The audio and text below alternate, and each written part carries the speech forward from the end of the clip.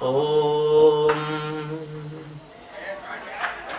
अखंडमंडलाकारं व्याप्तं येन चराचरं तत्पदं दर्शितं येनं परमानन्दं सद्गुरुम्। ओम गुरु ब्रह्मा गुरु विष्णु गुरुदेवो महेश्वरः गुरु साक्षात् परब्रह्म तस्मै श्री गुरुवे नमः। ध्यानमूलं गुरुमूर्ति पूजामूलं गुरुपदं मंत्रमूलं गुरुर्वाक्यं मोक्षमूलं गुरुः कृपा। सद्गुरु भगवान की जय, स्वामी जी महाराज की जय। शिवोहम।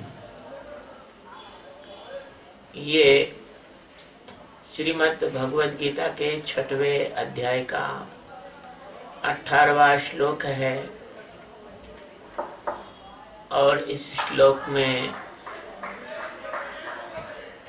भगवान कहते हैं कि यदा विनियतम चित्ता मात्म नेवातिष्ठते निस्पृहा सर्व कामेभ्यो युक्त इत्युच्यते तदा यदा विनियतम चित्तम आत्मनि एव अवतिष्ठते निस्पृहा सर्व कामेभ्यः युक्तः इति उच्यते तदा। यदा मतलब जिस काल में विनियतम यानी अत्यंत वश में किया हुआ, चित्तम यानी चित्त, आत्मनि यानी परमात्मा में, आत्मा में, एव यानी ही, अवतिष्ठते यानी भली भांति स्थिर हो जाता है, निस्पृहा स्पृहा रहित पुरुष सर्व कामेभ्य संपूर्ण भोगों से युक्तः योग युक्त हो जाता है, इति यानी इस प्रकार, उच्चते यानी कहा जाता है, तदा यानी उस काल में।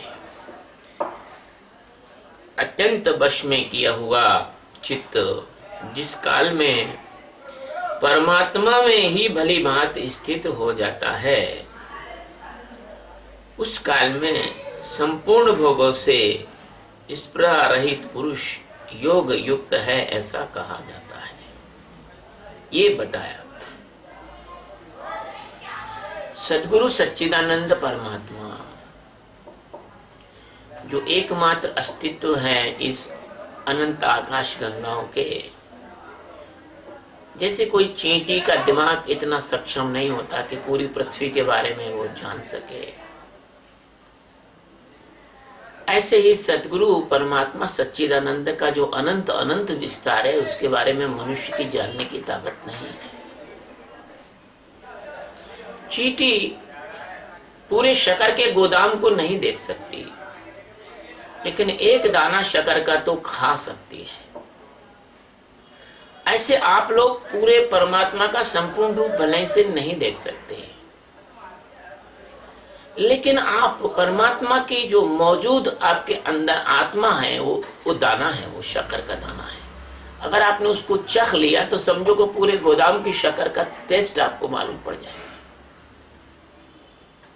संसार के जो उदाहरण हैं वो 100% परमात्मा के लिए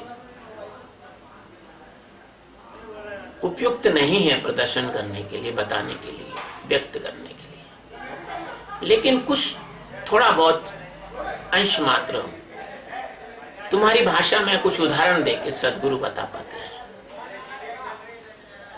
तो भगवान जो अनंत अनंत आकाश गंगाओं के एकमात्र अधिष्ठान हैं, मालिक हैं, और उनकी वजह से ये तुम्हारा जीवन है और संसार है, उनकी वजह से सूर्य चमक रहा है और इसी सूर्य के कारण ही सारा सौर जगत जिंदा है। ऐसे भगवान अर्जुन के माध्यम से आपको ये बता रहे हैं कि आप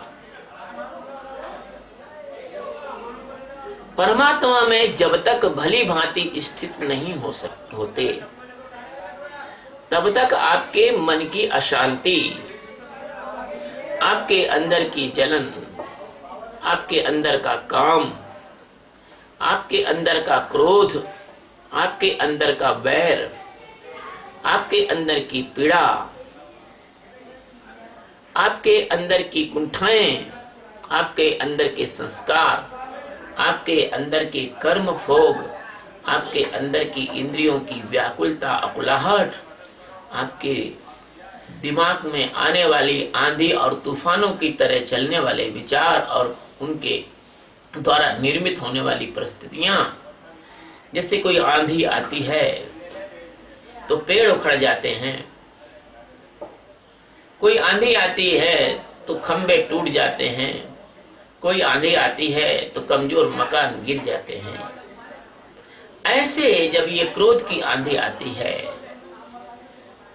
तो आपके अंदर का धैर्य उखड़ जाता है, आपका बनाया संतुलन टूट जाता है, बिगड़ जाता है। आपके अंदर एक पागलपन, एक मूर्छा, एक भयंकर स्थिति पैदा होती है। जब काम की आंधी आती है तो भी लगभग ऐसा होता है, लेकिन उसका रूप अलग होता है। वो आंधी हवा की आंधी न होकर वो पानी की सुनामी होती है।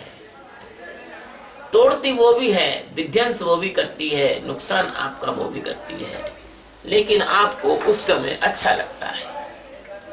ऐसे ही लोभ की, मोह की बहुत सारी चीजें हैं। ये सारी विडंबनाएं आपकी तभी समाप्त हो सकती हैं जब आप अच्छी तरह से भली भांति अपनी आत्मा में स्थित हो जाओ। तो ही कभी आशा मत करना कि आप अगर आत्मा में स्थित नहीं होना चाहते तो आप क्रोध से मुक्त हो नहीं पाएंगे। आप क्रोध को मैनेज कर सकते हैं। आप अंदर से क्रोधी हो रहे हैं, बाहर हा हा हा करके हंस रहे हैं दूसरों को दिखाने के लिए, अंदर से आप सड़ रहे हैं, दुर्गंध मार रहे हैं, सुनान मार रहे हैं, और बाहर से आप फूलों का इत्र छिड़क कर चल रहे हैं। समाज में अपने को अच्छा दिखा रहे हैं, अंदर से भयंकर कामी पुरुष हैं। आपके कुकर्म अगर अंदर से देखे जाए तो समाज में आपका रूप अलग है और अंदर आप कुकर्म करने वाले कुकर्मी हैं। आपके पास कोई बहन बेटी या कोई पैसा या कोई चीज आपके पास रख दो तो सुरक्षित नहीं रह सकती है, क्योंकि आप आत्मा में अच्छी तरह से स्थित नहीं है। आप आत्मा की बात भले करते हो, आत्मज्ञान की बात करते हो, ध्यान की बात करते हो, यज्ञ करवाते हो, मंदिर बनवाते हो, आप जो कुछ भी करते हो, लेकिन आप यदि आत्मा में स्थित नहीं है तो आपका मन आपके अंदर जो आंधियां चलाएगा उसमें आपका सब कुछ बर्बाद कर देगा। क्रोध की आंधी, काम की आंधी, जैसे मैंने बताया। तो भगवान इस श्लोक में कह रहे हैं कि महत्वपूर्ण यह बात है कि आप आत्मा में अच्छी तरह से स्थित है कि नहीं। आप बहुत अच्छा प्रवचन भी दे लो, आप बहुत अच्छा ध्यान भी करा लो और कर लो, आप बहुत अच्छा लोगों को प्रभावित भी कर लो, आपके लोग पूजा भी करने लग जाएं, आपके लोग चरणों में भी गिरने लग जाएं, आपके निजी हवाई जहाज भी हो जाएं, आपके सैकड़ों आश्रम भी हो जाएं, आपको देखकर लोग आपको नमन करें, उनको बेचारों को मालूम नहीं है, वो अज्ञानी है। जैसे डॉक्टर मरीज को देखते पहचान लेता है कि इसको कौन सी बीमारी है, ऐसे परमहंस जिज्ञासुओं को तुरंत पहचान लेते हैं। जिज्ञासु परमहंस को नहीं पहचान सकते, और इसी बात का फायदा ढोंगियों ने उठा लिया। वो परमहंस बनने का नाटक करने लगे, सदगुरु बनने का नाटक करने लगे। तो भगवान कहते हैं कि आप कुछ भी कर लें, अगर आप अच्छी तरह से अपनी आत्मा में स्थित नहीं हुए हैं तो आप इस स्पृहा से बच नहीं सकते, जो स्पृहा तरह तरह के रूपों में आपके सामने आती है। ये भोगों की स्पृहा है। एक अध्याय उठा के देखें भारत के इतिहास का, तो मुगल काल में जो अकबर, औरंगजेब या जो भी राजा हुए, उनके हरम में, उनके रनवास में हजार हजार, दो हजार महिलाएं, स्त्रियां थीं। कोई भी स्त्री या शादीशुदा हो या कुंवारी हो, जिस पर उनका मन आ गया उसको उठवा के मंगवा लेते थे। तो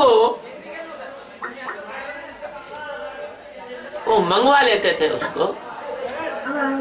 हाँ जी। तो कोई भी स्त्री होती थी उसको वो मंगवा लेते थे। तो इस प्रकार से I am giving the discourse, it is the discourse on Gita.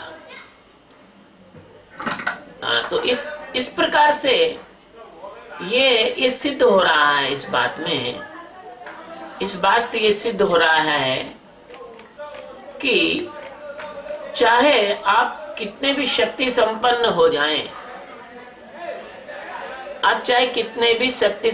हो जाएं, यदि आप अपनी आत्मा में ठीक से स्थित नहीं हैं, तो कुछ हो नहीं सकता है। 1 मिनट। अगर आप अपनी आत्मा में स्थित नहीं हैं,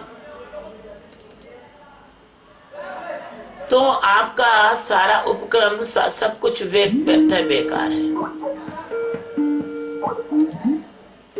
तो आपका सारा जो उपक्रम है, 1 मिनट, तो सब बेकार है। क्योंकि अगर आप आत्मा में स्थित नहीं हैं, तो आप मन के अंदर चलने वाली जो आंधियां हैं, इन आंधियों को आप रोक नहीं सकते। मन के अंदर जो आंधियां चल रही हैं, इन आंधियों को आप रोक नहीं पाएंगे। और जब तक आप ये मन के अंदर चलने वाली आंधियों को नहीं रोक पाएंगे, तब तक आपको जो है इसमें सफलता प्राप्त नहीं हो पाएगी।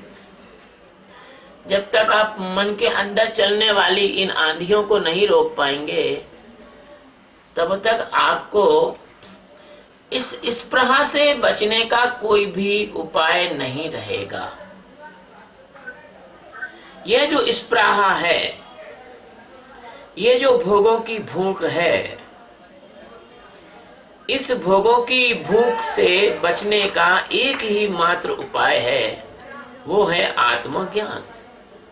अगर आत्मज्ञान आपको नहीं है, तो समझो कि फिर आप इस भोगों की भूख से बच नहीं पाएंगे। और इस भोगों की भूख से यदि आप नहीं बचे, तो आप परमात्मा से युक्त नहीं हो पाएंगे। आपका परमात्मा से युक्त होना संभव नहीं है यदि आप भोगों की भूख से नहीं बचे। और भोगों की भूख से आप कब बच सकते हैं? तो भगवान ये गीता के 6वें अध्याय के 18वें श्लोक में कहते हैं कि जब तक आपका जो चित्त है वो परमात्मा में पूरी तरह से लीन नहीं हो जाता, जब तक आपका चित्त परमात्मा में पूरी तरह से लीन नहीं हो जाता। I am giving the discourse on Gita, please listen carefully and close your microphones. जब close your microphone, I am in discourse. तो भगवान कहते हैं कि जब तक आपका जो चित्त है वो आपके वश में नहीं हो जाता, तब तक आप ना तो इस स्पृहाओं से, काम से, क्रोध से, लोभ से, मोह से, जलन से, कर्मों के फलों से और आवागमन से आप तब तक मुक्त नहीं हो सकते हैं। अब आपका चित्त जो है आत्मा में, अब देखिए आत्मनि इसमें परमात्मा का अर्थ दिया हुआ है। आत्मनि कोई, आत्मा को ही परमात्मा कहा गया है और इसमें श्लोक में साफ दिया गया है। इसका जो अर्थ दिया है हिंदी में, वो जिन अज्ञानियों ने भी लिखा है वो आत्मनि यानी परमात्मा में लिखा हुआ है, परमात्मा शब्द का प्रयोग किया है। तो जब तक आप आत्मा में अच्छी तरह से युक्त नहीं होंगे, तब तक आपको कभी भी इस माया के द्वारा जन्य स्पृहा है वो छोड़ नहीं सकती। शरीर के दुख, सूक्ष्म शरीर के दुख, तनाव, जलन, पीड़ा, काम, क्रोध, लोभ, मोह, ये उठने वाली जो आंधियां और सुनामियां हैं, ये पूरा का पूरा डिस्ट्रक्शन करती ही रहेंगी, कंटिन्यूअसली डिस्ट्रक्शन करती रहेंगी, लगातार आपको तोड़ती रहेंगी अंदर से, और अंदर से लगातार आप अशांत होते रहेंगे। अगर आपको शांति प्राप्त करना है तो एकमात्र रास्ता है कि आप अपने अंदर मौजूद आत्मा को जान लें। और यदि आप अंदर मौजूद आत्मा को जानना चाहते हैं तो एकमात्र रास्ता है कि आप किसी समर्थ सतगुरु की शरण में बैठ जाएं। और आप किसी समर्थ सतगुरु की शरण में यदि बैठना चाहते हैं तो उसकी सब एकमात्र शर्त है, आपको पूर्णतः समर्पण करना पड़ेगा। आपकी बुद्धिमानी आप अपने उधर ही फेंक कर चले आइए। अगर आपने अपनी बुद्धिमानी रखी तो ऐसा हो जाएगा कि आप सागर को पार करने के लिए आए हैं और आप सागर को चम्मच से, चाय के चम्मच से इधर से उधर खाली करने के चक्कर में रेत में डाल डाल के सोच रहे हैं कि ये सागर में खाली कर लूं फिर पैदल चल के निकल जाऊंगा। ऐसी आपकी मूर्खतापूर्ण बुद्धि है कि आप परमात्मा में प्रवेश नहीं करना चाहते। आप सब चीज अपनी बुद्धि से अपने अनुकूल बनाना चाहते हैं। और जब तक आप सद्गुरु की शरण में आकर अगर पूरा समर्पण नहीं करेंगे तो आपकी बुद्धि आपकी दुर्गति करना नहीं छोड़ेगी। आपका मन विचारों की आंधियां उठा उठा के आपको कभी काम में, तो कभी क्रोध में, तो कभी लोभ में, तो कभी मोह में, तो कभी मान अपमान में, तो कभी ईगो में, तो कभी परिवार की चिंता में, तो कभी शरीर के रोगों की चिंता में, तो कभी बौखलाहट में। अरे रे रे रे, नाना नाना प्रकार के करोड़ों परेशानियां हैं तुम्हारी जिंदगी की। उस पर मैं अगर कोई किताब लिख दूं तो लगता है कि 5-7 लाख किताबें भी कम पड़ जाएंगी, तुम्हारी परेशानियां इतना ज्यादा है। तो भगवान सारी परेशानियों का एक ही हल कहते हैं कि यदि व्यक्ति अपने आत्म स्वरूप में भली भांति स्थित हो जाए तो उसको कहा गया है कि विनियतम चित्तम। जब व्यक्ति अच्छी तरह से आत्म स्वरूप में स्थित हो जाता है तो ही उसका जो चित्त होता है वो विनियतम यानी नियत होता है, ठीक होता है। नहीं तो चित्त ठीक हो ही नहीं सकता। लोग कहते हैं हम प्राणायाम से चित्त का शोधन कर लेते हैं। कितने प्राणायाम करने वालों को देख लो, वो क्या कर रहे हैं? प्राणायाम के नाम पर धन इकट्ठा कर रहे हैं, आश्रम बना रहे हैं, और जैसे अज्ञानी पैदा हुए थे वैसे ही मर रहे हैं। कोई कहता है हम भजन करा के भगवान का ये कर लेते हैं। तुम भजन करने वालों को जाके देख लो, वो अपनी पत्नियों को पीट रहे हैं और गालियां बक रहे हैं और लोभ लालच कर रहे हैं और सब कुछ जो सामान्य आदमी करता है वो सब कर रहे हैं। कोई कहे कि हम हवन करके कर लेंगे, तो तुम हवन करने वालों को देख लो। वो जो हवन करते हैं, हवन करने के बाद उनका आखिरी में ध्यान दक्षिणा पे रहता है। देने वाला सोचता है मैं इतने कम दे दूं, लेने वाला सोचता है मैं इतने ज्यादा ले लूं। अगर कम बढ़ हो जाता है, उनके आपस में मन मुटाव हो जाता है। वो हवन के बाद अशांति लेके जाते हैं, शांति लेके नहीं जाते। तुम सोचते हो कि मैं कुछ मंदिर बना दूं, उससे मेरी मुक्ति हो जाएगी। जिन्होंने मंदिर बनाए उनकी हालत देख लो। तो कुछ नहीं, बाहर की क्रियाओं से कुछ होने वाला नहीं। जब तक तुम अपने अंदर साक्षी का ध्यान करके अपने खुद के मन को, उसकी एक एक हरकत को अगर देखकर उससे अलग नहीं होगे, और बुद्धि की एक एक बदमाशी चालाकी को, परेशानी खड़ी करने की तरकीबों को एक एक को देखोगे नहीं, अनायास ही तुम्हारा मन उदास हो जाता है, अनायास ही तुम खुश हो जाते हो, अनायास ही तुमको क्रोध आ जाता है। ऐसा तुम्हारा चित्त है, उसको तुम देखोगे नहीं, तब तक तुम विनियतम चित्तम नहीं हो सकते। और विनियतम चित्तम होने के बिना तुम आत्मा में प्रवेश नहीं कर सकते। इसलिए ले दे के कान पकड़ो, सीधा पकड़ो या हाथ घुमा के पकड़ लो, ले दे के बस एक ही चीज बचती है कि किसी जागृत सदगुरु जो परमात्मा तक पहुंचा है उसके मार्गदर्शन में तुम साधना करो, ध्यान करो और अपने अंदर प्रतिपल की जो अवेयरनेस है, प्रतिपल की जो जागरूकता है, उसको जीवन पूरा का पूरा जीवन ध्यान में बदल लो और हर क्षण शांत रहो, हर क्षण आनंदित रहो। और एक दिन ऐसा आएगा कि गुरु महाराज की कृपा होगी और परमात्मा आपके द्वार पर यानी आपके आत्म स्वरूप में प्रकट हो जाएगा। आत्म स्वरूप को आप जान जाओगे तो फिर गीता रामायण में कहा कि जानत तुम्हें तुम्हें हो जाए, ब्रह्म जाने ति ब्रह्म भवेत। ब्रह्म को जानकर व्यक्ति ब्रह्म ही हो जाता है। इसलिए मेरा निवेदन है कि गीता के इस श्लोक से आप शिक्षा लें और व्यर्थ की साधनाओं से अपने आप को मुक्त करते हुए एकमात्र आत्मज्ञान के लिए साक्षी की साधना को अपनाएं और आपको जो अच्छा सद्गुरु लगता है उसकी शरण में आप जाएं। और जो अगर मेरे शिष्य हैं उनके लिए तो कोई बात है ही नहीं कि वो तो मेरी शरण में है ही है ना। इसलिए ये जो श्लोक है इसको मैं फिर दोहराता हूँ।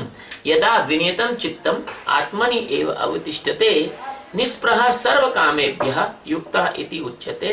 तदा इस श्लोक में कहा गया है कि जिसने अत्यंत जागरूकता के साथ प्रतिक्षण के होश के साथ होश को संभाल कर अनात्म से हट गया है और आत्मा में अच्छी तरह से स्थित हो गया है, केवल और केवल वही व्यक्ति ही इन इंद्रियों की भूख और चीत्कार से मुक्त होकर और इस संसार की जो स्पृहा है उससे मुक्त होकर परमात्मा से युक्त होकर योगी ही कहलाने के लायक है। इसलिए सच्चा योगी बनना है तो आत्मज्ञानी बनो। सतगुरु भगवान की जय, स्वामी जी महाराज की जय। शुभ।